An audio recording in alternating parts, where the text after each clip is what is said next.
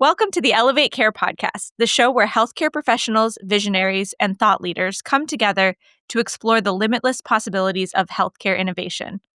I'm your host, Liz Cunningham, and with me on today's podcast episode is Jackie Larson. Welcome, Jackie. Jackie is our SVP of Client Experience at AMN Healthcare, and today she's going to share a little bit with us about the evolving flavors of float pools and flexible labor pools and how health systems are using them to build more flexible and sustainable workforce strategies. Together, Jackie and I will be chatting through emerging models and workforce strategies that we're seeing in real world examples with some of our clients, and also talk a little bit about what's next for workforce innovation. So Jackie, welcome to the podcast. Would love to just hear a little bit more about you and your background and, how you started getting engaged in all the different flavors of float. Yes, absolutely. Well, thank you for having me. I've been with AMN for, I think, 16 years and helping healthcare systems solve for their greatest challenges has been one of my greatest passions over the last many, many years.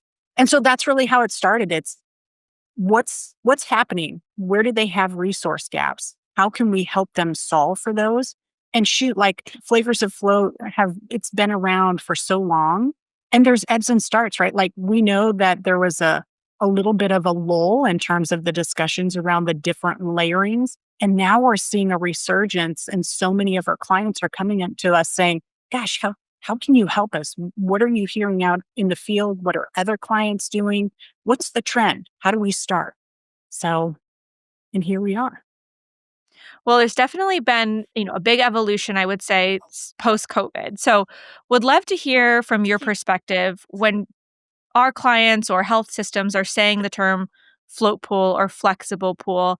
What does that mean? What are the different types of labor pools you're really hearing about today that clients are experimenting with and ensuring are options to meet their ever-changing workforce needs? Yeah, you bet. I'll break it down into two categories. I'll call it one category is the client-owned resources. The other category is your more traditional agency-owned resources. So under client-owned resources, you continue to hear about your traditional float pool. Internal float pool can be both full and part-time, employed by the client, oftentimes benefited. And then your second layer is really that PRN, flex pool. Those are also client-owned. Traditionally, they're not benefited. They have a very low commitment. Sometimes, when you look at their HRIS system, they might show up as a 0.1, so they're as needed. And then the third category really is internal agency. And those are also client-owned resources, but often arm's length from the stable of the hospital. They're in a different entity. They're benefited differently. They're paid differently. They're oftentimes, I'll call it treated differently. They just have a different makeup, a whole different employment model. And then on the other side with the agency-owned resources, I'm going to put in traditional travel, even though that's not necessarily float. That is a lever that hospitals have to pull to help them layer in where they have gaps in their core staff. But there's also local per diem. And so local per diem, most clients view that as an extension of their current and traditional travel contracts. There is just a removal of that radius rule. So sometimes you hear we have a 50-mile radius rule. That means that agency really shouldn't be sourcing and recruiting for talent within that 50 miles. But for local per diem, that certainly is local. That is individuals that want to pick up as needed shifts, and it is local to the community. The third is really the gig model. And we hear so much about that. There's probably a lot of different understandings about that gig workforce. But essentially, really, the difference between your local per diem and gig is how heavily is the agency involved in helping the hospital procure those resources. So on the gig, it's really very much a technology play where the hospital can go into an app and they can look at the resources that are available to them. And they're often micro shifts. So what I mean by that is it could be a 2-hour shift, could be a 4-hour shift. So it really breaks the mold of that 12 to 13 week model. It is, again, as needed, but it's the micro shifts. And, I can imagine with all these different types of pools that, clients aren't innovating across all of them, or maybe they are, or maybe there's hot topics. What are you Yeah. specifically seeing clients innovate or try something differently? Like, what types of pools are you seeing clients really push the envelope in new, whether it's technology or process or strategy? I think they're really attracted to the gig model. I think that clients see that as an opportunity for them to access community based resources local to their community in micro shifts. So it's very small commitment. And I think the perception is that there's very little that they have to do. But what we're seeing in the market is that some of the providers of gig, the really tech based solutions, it's very manual on the client side. So oftentimes that client is having to provide the open shifts or having to manually enter it in there. And from the feedback that I've gotten from clients, it sounds really good. And I think there's other models that, say, AMN can provide that help alleviate some of the burden of the manual input. But they are attracted by having resources readily available for micro shifts, and they feel like it should be hands free. It's really that UBO model.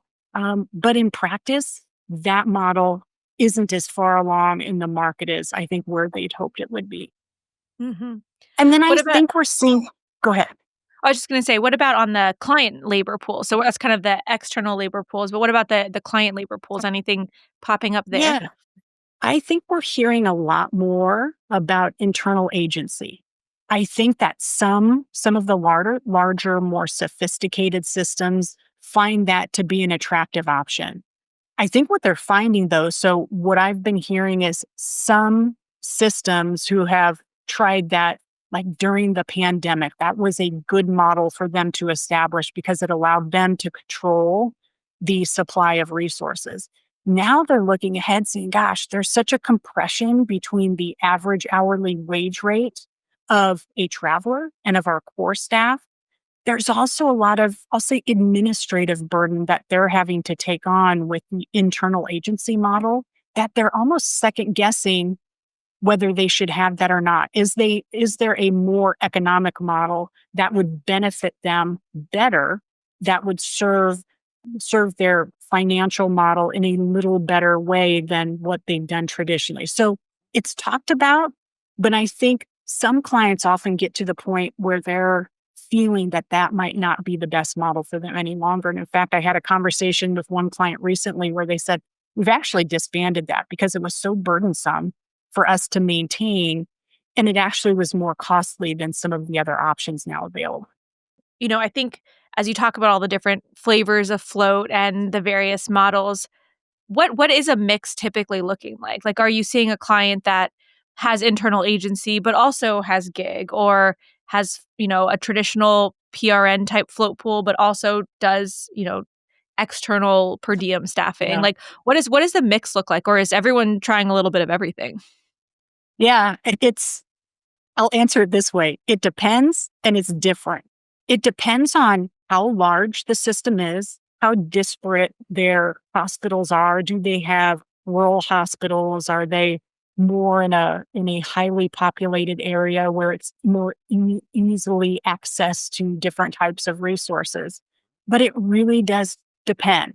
I would say most hospitals now are really going back to the basics. When I say going back to the basics, you have your traditional internal float pool, full and part-time staff, and they're layering that in with their internal per diem.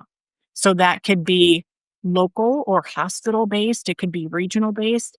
And then some of the more sophisticated ones are really looking at, when I look at access to local resources, can my agency help with that? Do we really need to explore internal agency? Maybe or maybe not. So it really depends. And when we look across our client base, it really spans the spectrum of all the different flavors. Mhm. So it sounds like maybe number one is kind of availability of supply that determines what types of pool they're using, and then maybe the other sound like system complexities, or what would you classify as like maybe the 2 to 3 factors that you think impact what types of pools that they're selecting from? Yeah, I think you said it. I think one is access to resources, access to supply.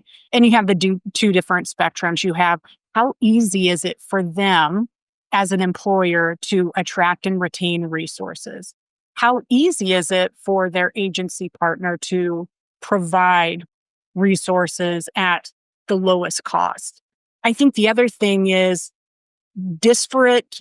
What do I want to say? It's like if you look at how are they spaced between hospitals, if they have a rural based hospital, can they deploy a pool of resources across each of those? How easy is it for them to do that? Or do they have to have multiple pools to support each of those regions? So I think it's geographic dispersion. I think it's access to supply. I think the role based community is a big component, and then I think the other one is just appetite to innovate.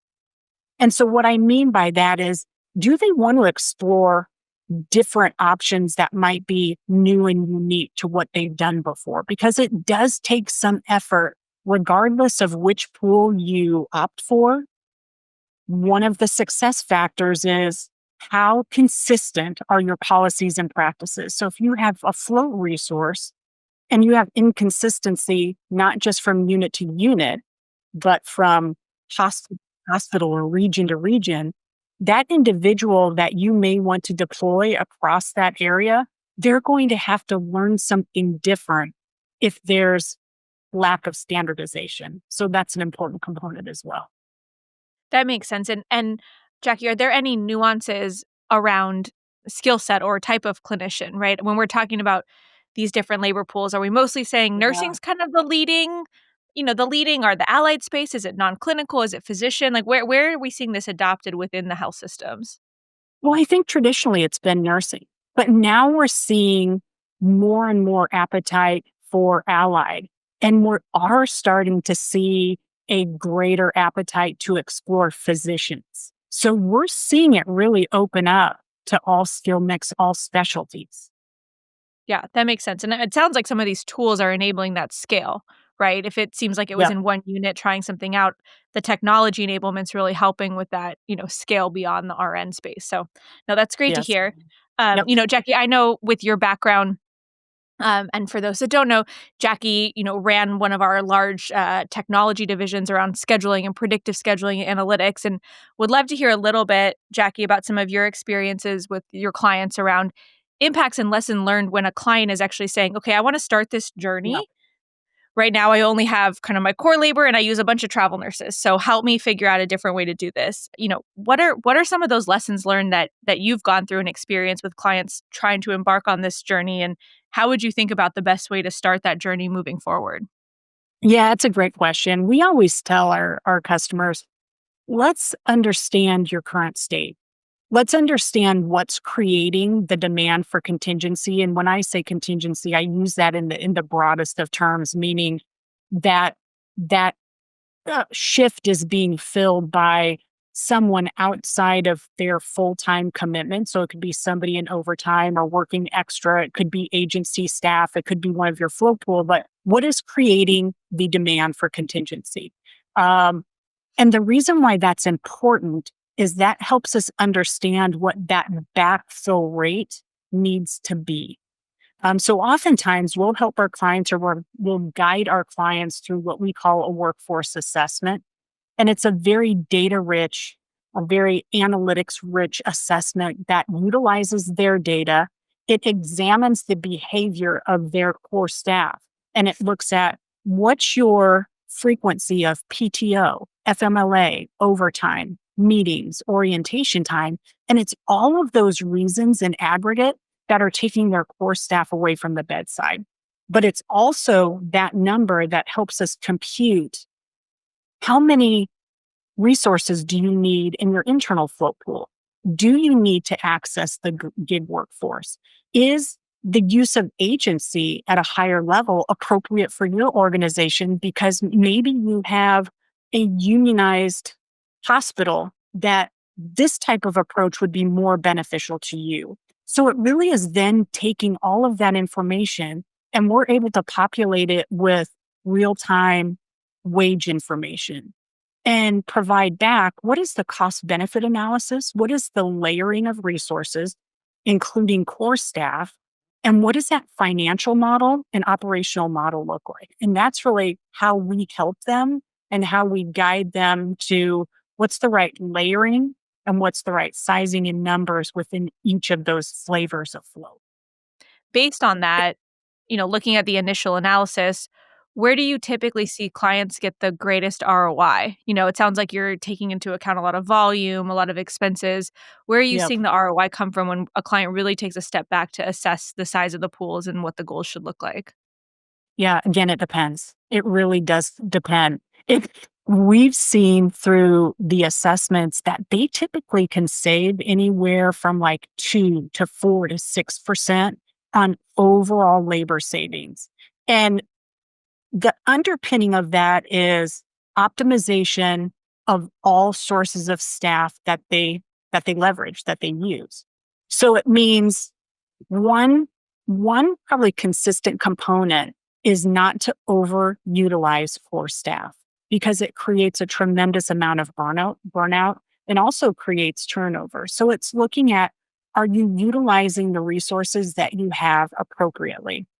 Are you working them into extra and overtime over what I call the tipping point? The tipping point would be, at what point does it then create a burden on that clinician? And then it's looking at things like, are you using premium pay? Do you pay incentives? And because the compression between the wage rates of travelers and core staff has shrunk, there's actually an appetite in some organizations to use a higher level of travelers. But again, it depends on what their wage rates are, what the wage rates are for travelers in that particular community or region, and then looking at all of the factors. Oftentimes, though, what we've seen is there could be, in some instances, also a shaving or a reduction of reliance on travelers, but building up internal resources that they can draw on. You brought up a really interesting point where on the surface level, as you're thinking about the pools and planning, you might just be thinking about, okay, how many resources do I have here and how many patient hours do I need to accommodate, right? And Yeah. you brought up some other metrics that I think are really critical to planning, right? So you're talking about burnout, et cetera. Like, what are some of the other underlying metrics or data points that you look at to help determine that optimal mix? Yeah. I mean, it is really looking at what is creating the demand for contingency. Why are they being pulled from the bedside? And how are they currently filling those hours? And then there's been some studies that we've done and that will continue to refresh to look at benchmarks that are appropriate for health systems today. What's the appropriate level of overtime? Floating has been a big one. So when we talk about the characteristics of a core staff worker compared to a traveler, what they want is different. Mhm. Core staff workers tend to want the stability of going to a employer. They want to show up at their unit, whether it's 7A to 7P, and they want to work on that floor. They want to work in that unit. Where travelers love the variety. They want to be all over the place all the time. Well, if you start imposing a traveler model on top of a core staff worker, that creates a lot of staff dissatisfaction. So one of Mhm. the metrics we look at is, what is the occurrence of float outside of their home unit? Was that an expectation that was set when they were hired? So some of the things that we talk about with our clients is maybe part of the transition is that you're hiring to a core of units, not a unit. So Yeah, then setting different embedded, expectations at the get-go. setting different Mhm. expectations. Exactly. And it's interesting because it helps. they don't have the perception or the expectation I'm going to one unit. So the occurrence of float. We also look at how are they backfilling where they have gaps? Are they consistently asking those core staff workers to pick up an extra shift to work into overtime? And we look at all of those factors in conjunction with one another. It's really clinician fatigue because we have also heard it is more difficult now for hospitals to get new team members in the door. And when you get the new team members in the door, you want to make sure that they keep them. So it's providing the insights to help them understand, are there areas that could unintentionally create some burden on that core staff that could eventually turn into turnover? Mhm. Mhm. Interesting. Yeah, many different factors to figure out the different float Yeah. pools. And, I think going back to your conversation in the very beginning, we talked about, where are we seeing innovation and investment? And you mentioned the gig models and the per diem models. So let's pivot back to that external labor pool for a second. What are you seeing in the technology space there? And maybe why is that becoming, I know you mentioned that hospitals are still seeing it as being burdensome and health systems are still seeing it as manual, but what type of investments are you seeing on the tech side that are making gig more interesting? Like, why is it the shiny object right now? Yeah, I mean, I think even when you look at our organization, when you look at AMN, we want to make sure that it is seamless from a technology perspective, that we can integrate with a scheduling solution that gives us access to open shifts. When you think about it, what we're trying to solve for is how do we, in the most economic way, in the most financially prudent way, position those open shifts in the right order. So what I mean by that is the open shifts, let's say that their internal core staff is the lowest wage rate. Well, there should be an opportunity to make sure that they're working up to their FTE commitment. If they still have an unmet need, maybe it's their internal float pool then that has the opportunity. If there's still an unmet need, we want to be able to push those open shifts out to the local market. So whether you call it local per diem, whether you call it gig, it's making sure that they have the ability to access the local market. And then really as that final deployment or positioning of open shifts, if they still have an unmet need, then maybe it is travelers. Again, every market could be different. So that tiering would be customized to what's occurring within that particular system. But I would say the innovation absolutely has to be seamless integration to make it easy for the hospital to fill those open shifts. They shouldn't have to do a lot of manual input of information that's already available within their flow logs. Interesting. So you're saying, hey, the investment in the technology right now is more around the integrated holistic approach across scheduling and HRS and VMS and gig and to make that seamless. So I think that's really interesting. If you were to look at it from the clinician perspective, let me throw out an analogy that's probably not a Yeah. great one to you, but at the end of the day, taking a taxi or an Uber is still you getting a ride somewhere, right? Yes. And one you call it on an app and one you go on a corner and, try to hail someone. So at the end of Yep. the day, it sounds like you're saying the pool for gig and per diem, local per diem are sort of the same people. It's the same workers. Maybe they're just accessing shifts different. Like, is that a fair way to put it? Or how would you describe what's being invested on in the technology side from the clinician's perspective? Yeah, I mean, I think so. And you can weigh in on this as well. It's like from the clinician perspective, they want easy access to open shifts. They want to know that what they're being shown is what they are capable and competent of working, that they've already have gone through the orientation. So if there's a shift presented to them and they pick it up, that they can work that shift with no problem.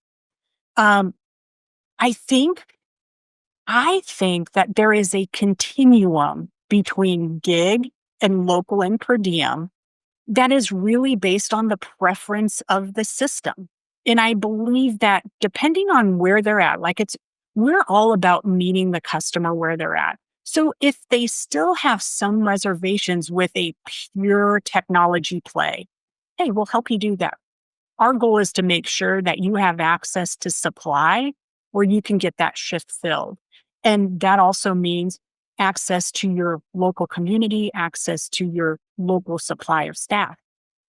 If you're a system where you're like, oh my gosh, I love this 100% tech play. Okay, absolutely. Let's help you configure the system so that it is adaptable to your organization. And it is also seamless where it takes away that administrative burden of having to manually enter open shifts. So I think it is one in the same. I think it depends on the client preference in terms of how they want to access and how they want to interact with the system. They're like, I don't really want to, we really don't want to use the system, but we want access to the supply. Perfect. We can do that. There's some out there that would say, oh, yeah, we're very comfortable interfacing with the system. We probably don't need to call on you, but we know you're there if we need you. Great. Let's set that up. Let's configure that for you so you can do that seamlessly. I know you're talking about the spectrum on the health system side, but I do think from the clinician side too, there is a vast difference in user base. And I think you have an incoming generation of clinicians that don't want to pick up the phone and call someone. And then you have an existing generation of clinicians that are used to calling in a central scheduling, central staffing office and saying, hey, I need to call off for this shift, right? Or, hey, which shifts are available? So it sounds like we're still in that transition phase, but I think if you had a crystal ball and you were trying to look out 12 to 18 months and say, hey, I think this trend or this change is going to look vastly different. Is there anything out there that you think we should all keep an eye out, or what's your prediction? I think it is that sweet spot of being able to leverage the technology to offload much of the administrative burden that hospitals are faced with today, and marrying that with the preferences of the clinician, that it brings into this, I'll call it marketplace, like the transparency of cost and wage so that there's no surprises to the hospital. They see who they're getting, they see how much they're paying, and they have the choice. So I think it really, when I look out, it really is the evolution of the technology with the services wraparound. And it's very fluid.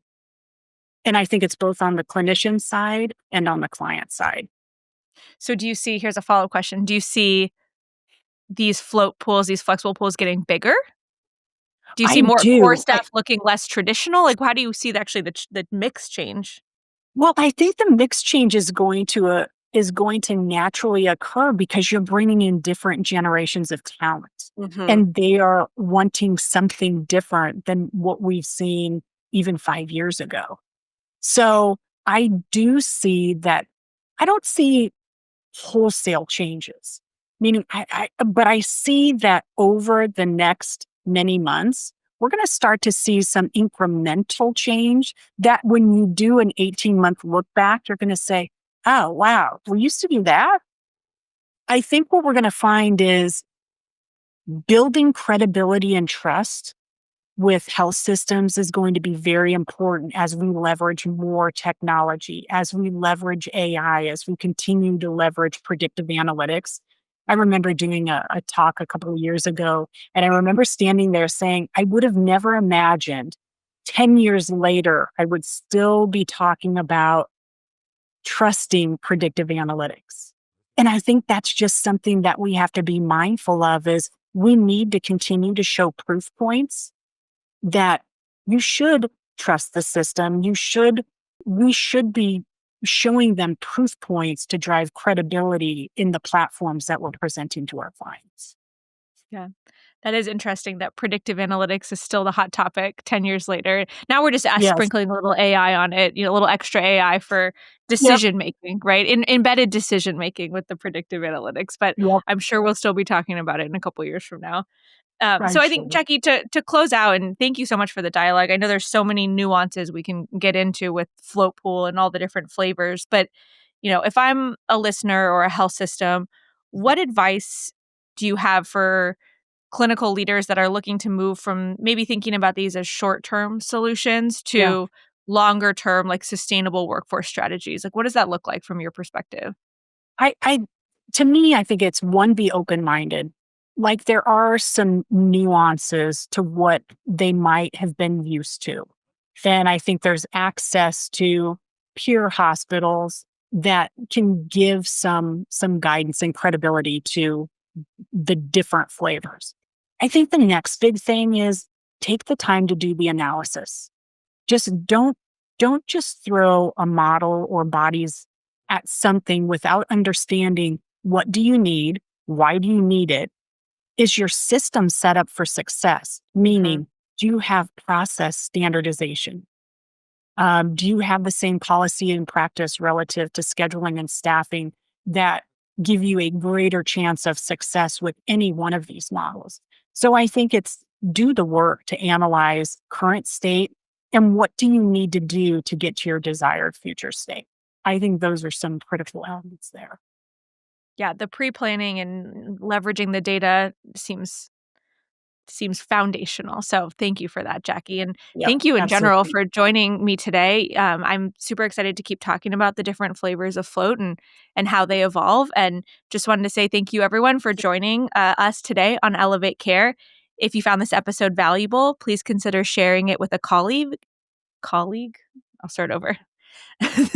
Thank you for joining us today on Elevate Care. If you found this episode valuable, please consider sharing it with a colleague and subscribing to our show on your favorite podcast platform. You can also learn more about this episode and our flavors afloat on our website at amnhealthcare.com and follow us on social media. Special thanks to AMN Healthcare for making this show possible. Thank you for joining us today on Elevate Care. If you found this episode valuable, please consider sharing it with a colleague and subscribing to our show on your favorite podcast platform. You can learn more about this episode and our show on our website at amnhealthcare.com and follow us on social media to stay updated on new episodes and the ever-changing world of healthcare.